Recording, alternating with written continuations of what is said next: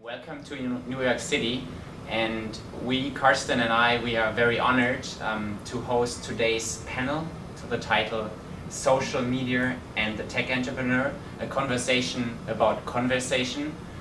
This is the last stage of our venture road trip. Renee, Karsten and I, we've been traveling the US now since March 2008, and we have met a couple of entrepreneurs, VCs, lawyers, business angels, and we have learned a lot on our venture road trip about tech entrepreneurship here in the US.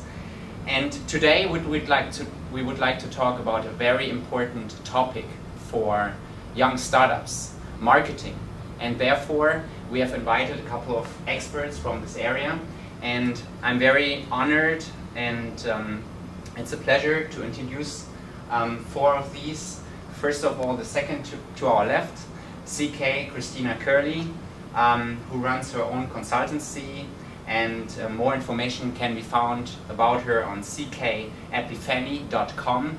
And the first to our left, it's Paul Soldera, who just started his software company, and more information can be found on insightbydesign.blogspot.com.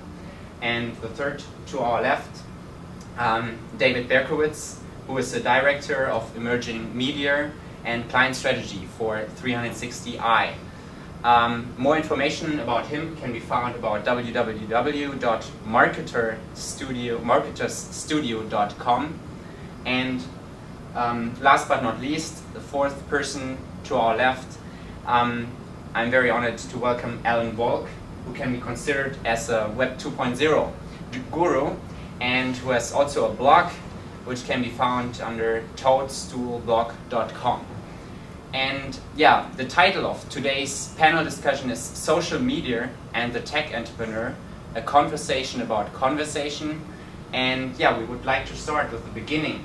And the first question would be, when should technology startups be thinking about marketing? I'll go ahead and jump in there. Well, as marketers, of course, we're all going to say that any company should be thinking about marketing from the very beginning, because any company needs to go ahead and run with customers. So you have to think about your market. One point that Paul had brought up a couple weeks ago when we were discussing this is really to look at, when tech startups look at the technology and then look at marketing as an afterthought or an after run. And that can cause a lot of problems, because you need to really be zeroing in on what kind of customer you're looking to serve, what kind of buzz you're looking to generate, what your competitors might be doing at the very beginning, not afterwards, because time and space in this market runs so fast. Within 3 weeks, a lot of startups can either pitfall, or they can go ahead and do very well. So you want to make sure that from the very beginning, as much as you have on your plate, you're also looking at your marketing plan and strategy. I think in my point around that was so if we're in the middle of creating a software product, for instance. So these days you can build a lot of marketing into products, and be that, especially new marketing. So thinking about conversations with customers down the track when you actually launch something. You can think about how you're going to get feedback, how you're going to interact with them, all within the actual product these days, especially if it's an online product. So I think that to think about the strategy that you might have down the track while you're building it can be a very valuable exercise to go through. At least you should try and think about what sort of goals you're going to have for the app to be, potentially support conversation with your customers. Right. Yeah. I mean, I think you even have to start. I mean, one of the at an even higher level, which one of the things that's always leveled against technology products is it's all about what cool things the engineers can build, and as opposed to what are people going to want.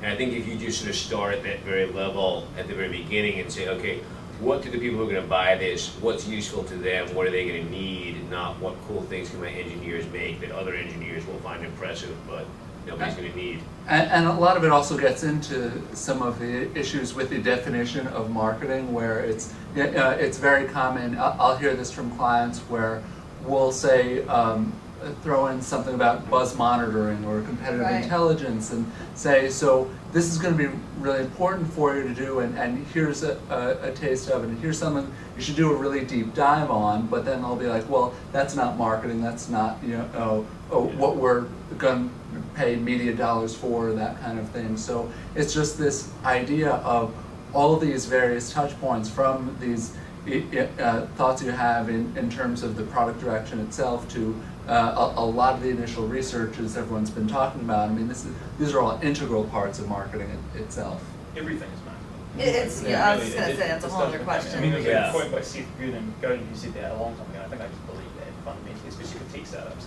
Everything you touch is marketing. Everything you do is marketing for that company at the very start. So yeah, it's very important to have a structure and some sort of thought of how that's going to process it. And to have that discipline, and it's tough, but when it comes down to it, especially with tech startups, what's so exciting is once you put your application, your software, your product out there, it may shift altogether, and the market that you thought you were going to capture, you may not be a B2C play, business to consumer. You may be more along business to business or business to education. So at least thinking about that and touching on, those touch points we talked about and those exercises is going to serve you well, because while everything is marketing is a continuum. It doesn't start and stop. And it's tough when you're starting up for a lot of people because it somehow feels like bragging. Because until the actual product exists and it's out there, at some level you're talking about yourself. And Yeah. it's hard to separate the two things. So if you're coming up, whatever you name the product, the logo is a reflection of the product, not you, what you're putting out there to the press in any kind of social media thing. It often feels like, oh, this is me, but you have to sort of separate and go, no, it's actually my product. I'm a separate entity. Yeah. I think a lot of tech entrepreneurs struggle with the idea of a brand as well, and a personality for a brand, and thinking about that. But the thing that people think about that too late, I think, in the development of some companies. What do I want my customers to think about my brand? The concept of a brand is tough, a lot of intent. It's kind of, I guess, if you hadn't sort of thought about it a lot or done a lot of work around it, it's kind of a tough concept to pick up. But look at so I'd say many it's important. personalities of these tech startups and how Yeah. many are true to those that have started the brand. Yeah, think I that's- mean, that's Apple is obviously Steve Jobs. great. Yeah. Where, Windows isn't. I mean, and you look at Twitter and you look at all these and I think, you know what? It's authentic, it's believable, it's coming from their passion. It may evolve over time, but it almost works to tap into what are the founders' personalities. And Yeah.